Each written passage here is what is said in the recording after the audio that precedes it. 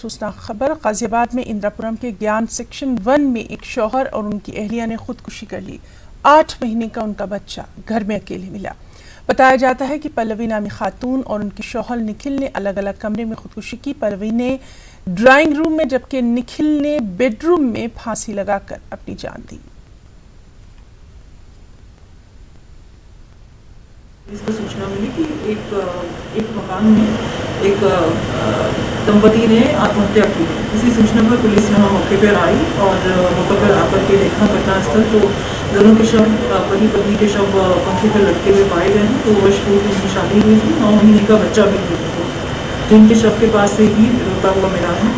इसी संबंध में इन्होंने सुबह अपनी बहन को मैसेज भी किया है कि सुबह 6 बजे मेरे घर पर आ जाना। पुलिस फॉरेंसिक्स टीम मौके पे है, घटनास्थल की जांच पड़ताल की जा रही है, शव को पोस्टमार्टम के लिए भेजा जा रहा है और अपनी विधि कार्रवाई की संबंध की जा रही है इसके बाद। और रुख करेंगे गाजियाबाद का, जहां मौजूद है हमारे साथी शक्ति सिंह। शक्ति, बेहद अफसोसनाक खबर है, क्या अभी खुदकुशी की वजूहात निकल कर सामने आई हैं और इसकी इत्तला जो है कैसे मिली? जी देखिए, जो पल्लवी है, पल्लवी ने अपनी बहन को फोन किया था, एक SMS किया था, जिसके माध्यम से पता चला सुबह तकरीबन 4 बजे पल्लवी ने व्हाट्सएप के द्वारा मैसेज किया और मैसेज करने के बाद उस मैसेज में ये लिखा कि जो बच्चा है, 8 माह का जो बच्चा है, वह अकेला घर में रहेगा, तो तुम आ जाना। और अपने जो फंदे फंदे से फांसी लगाई है, उस फंदे की एक फोटो भी व्हाट्सएप पर शेयर की। जिसके बाद उसके बाद जो पल्लवी है और पल्लवी के जो पति हैं, इन दोनों ने आत्महत्या कर ली। जिसके बाद जब सुबह पल्लवी की बहन की आंख खुली और आंख खुलने के बाद जब उसने देखा तो तुरंत भगी गाजियाबाद पहुंची। और गाजियाबाद पहुंचने के बाद जब उसने मंजर देखने के बाद उसके होश उड़ गए और पुलिस को इत्तला की।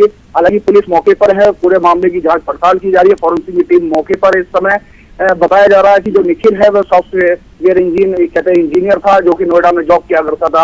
हालांकि क्या कोई तंगी की वजह से इन्होंने आत्महत्या की है या कोई आपसी झगड़ा था, अब ये तफ्तीश के बाद पता चल पाएगा। जी निखिल, अभी तक कोई भी जो मामला है वो निकलकर पूरी तरह से सामने नहीं आ पा रहा है। क्या जो आस पड़ोस के लोग हैं, उनके जानने वाले या जिस बहन को SMS किया गया था, कुछ भी अभी जानकारी?